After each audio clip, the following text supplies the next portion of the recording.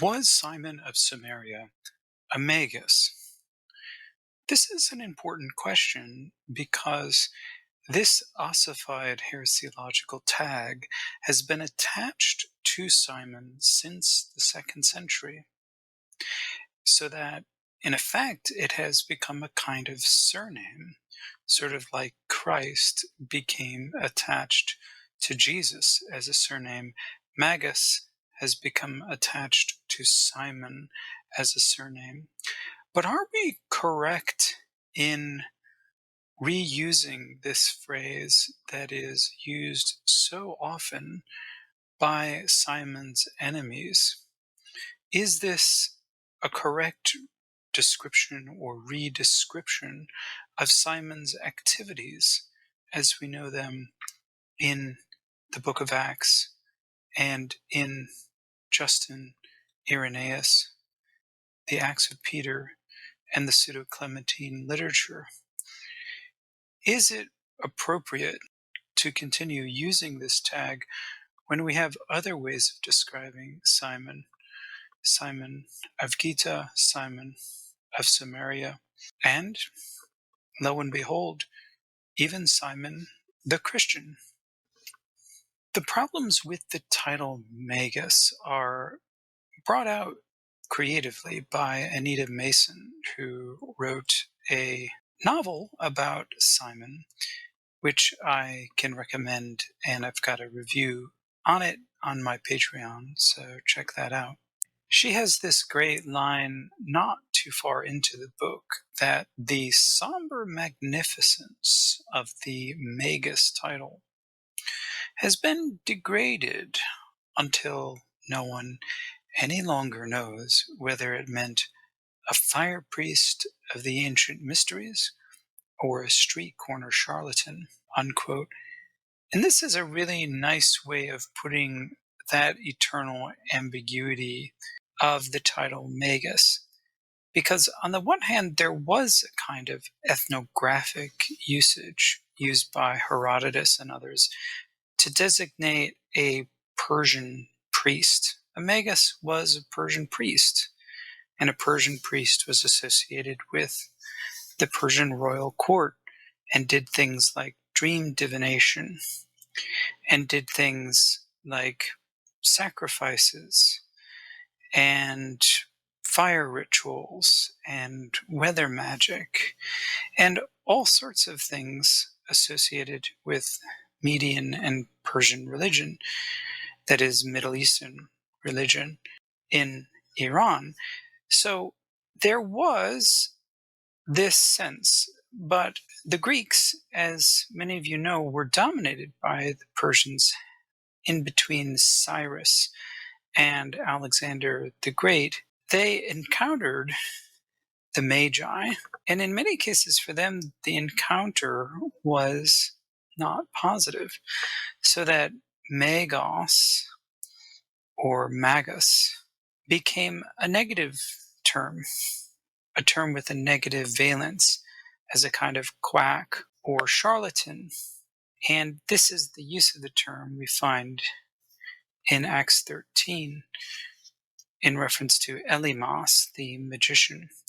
And we'll get to that.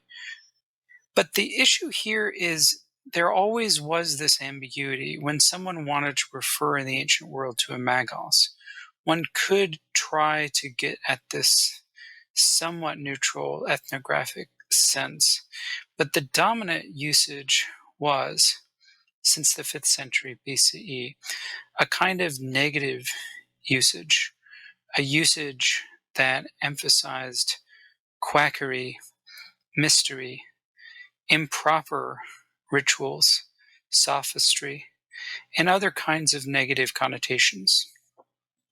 So we can simply ask the question, was Simon a Persian priest or a Persian-style priest?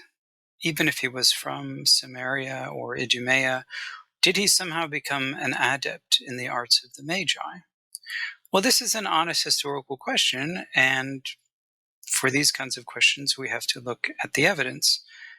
There's no evidence that Simon was Persian or that he came from Persia. He is called either a Sumerian or a Jew in ancient literature. And there's no evidence that he actually became an adept of the arts of the Magi. That is, he didn't take a trip to Persia or Egypt and learn specific rites and techniques, such as we'll see in the next slide. In antiquity, Persian magi were known for certain concrete activities like dream divination or interpretation, offering sacrifices, singing incantations, performing weather magic, in some cases, going down to Hades and raising the dead. So we can ask, based on the evidence that we have of Simon, did he engage in any of these activities? And the answer is not that we know of. There simply is no evidence of him performing any of these specific activities. All that we know from Acts 8 is that he did certain wonders, which had the effect of amazing the people of Samaria. And that's it. There's no actual mention of incantations, no actual mention of any Persian style rite whatsoever. So it would be very difficult to claim that Simon was a magus in the sense of a Persian style priest or an adept in specifically Persian rites. There simply is no evidence.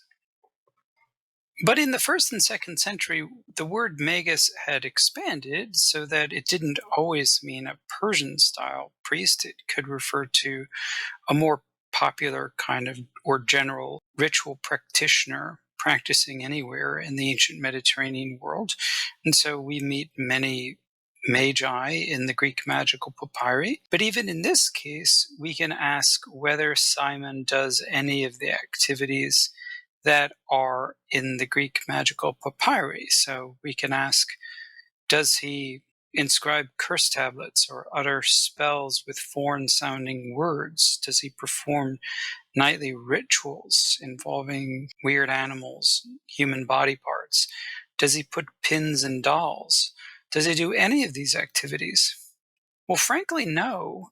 Until we get to the 4th century with the Pseudo-Clementine literature, Simon doesn't appear like this kind of magus or magician, if you will, at all.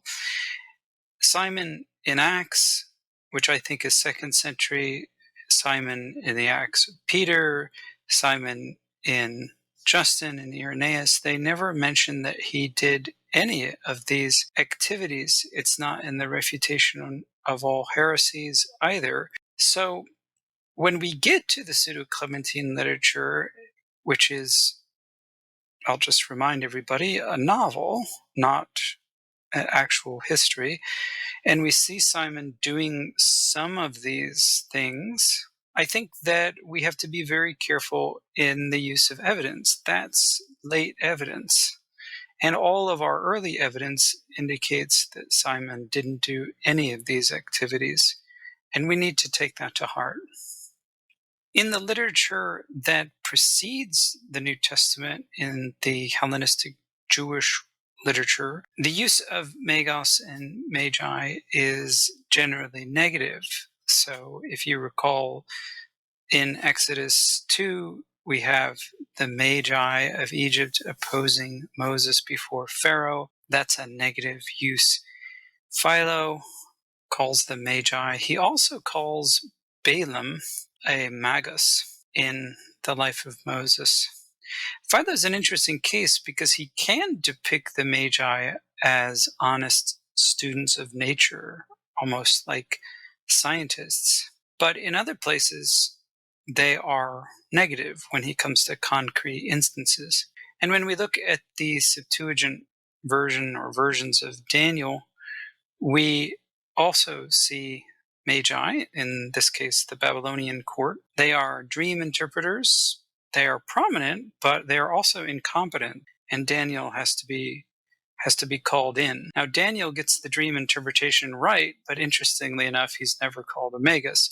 So this was the kind of immediate context for the use of the term magus before we see the New Testament literature. Now, the author of Acts doesn't call Simon a magus. He uses the verb maguo in reference to Simon.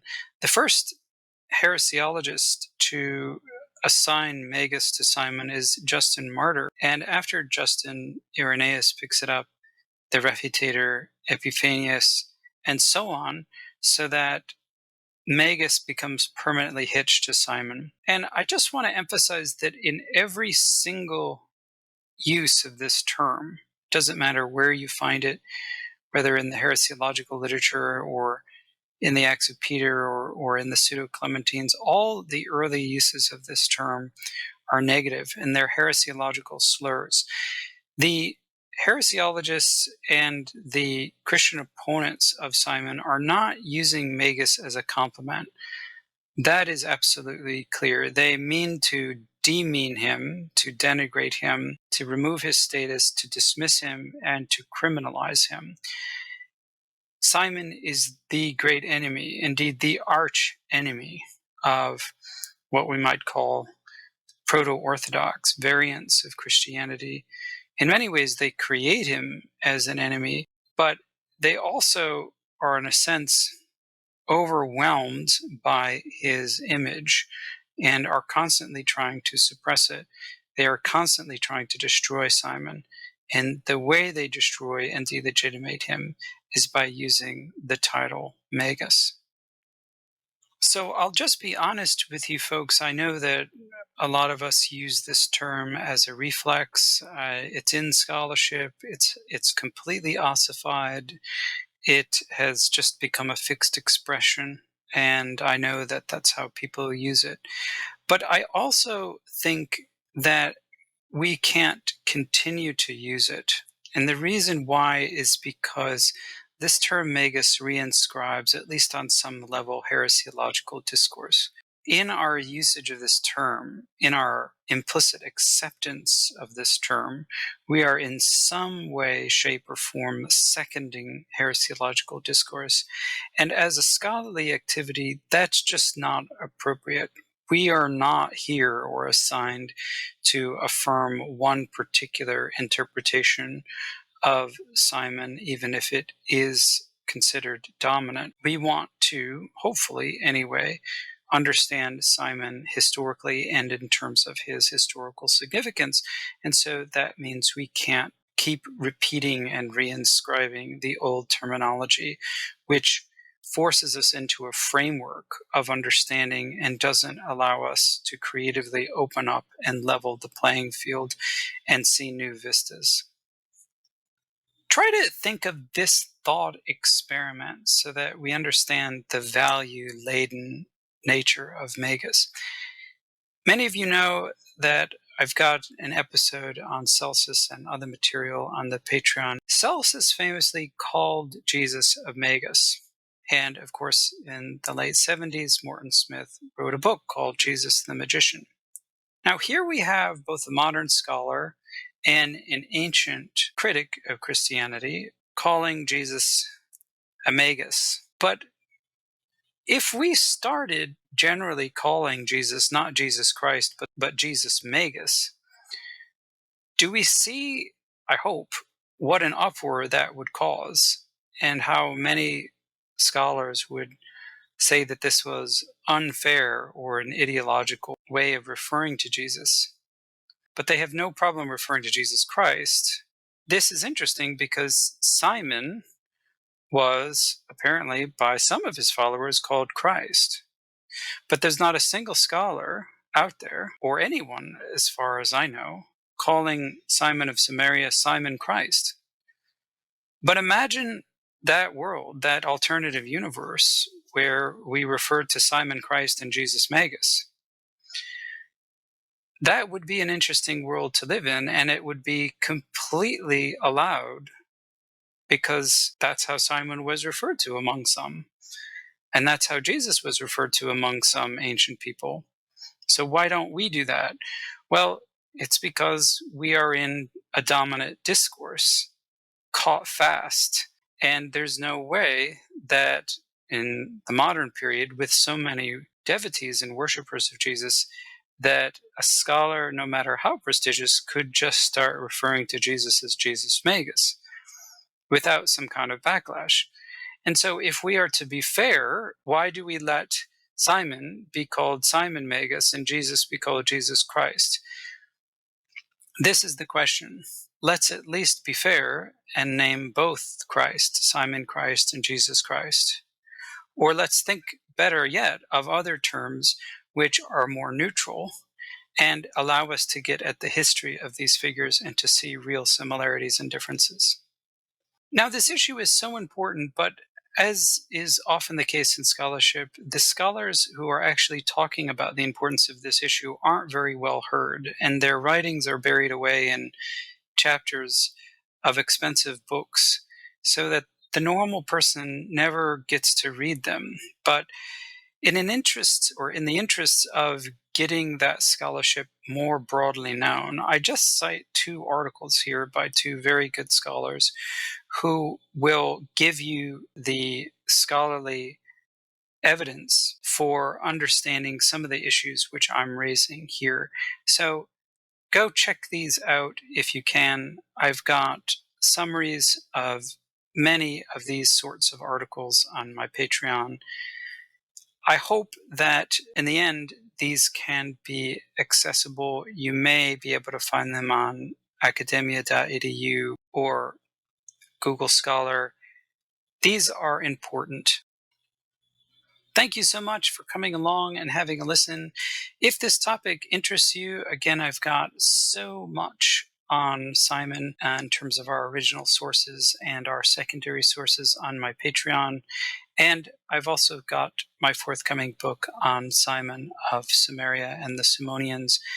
Hopefully that will be out soon. I really appreciate your support, and I hope everybody has learned.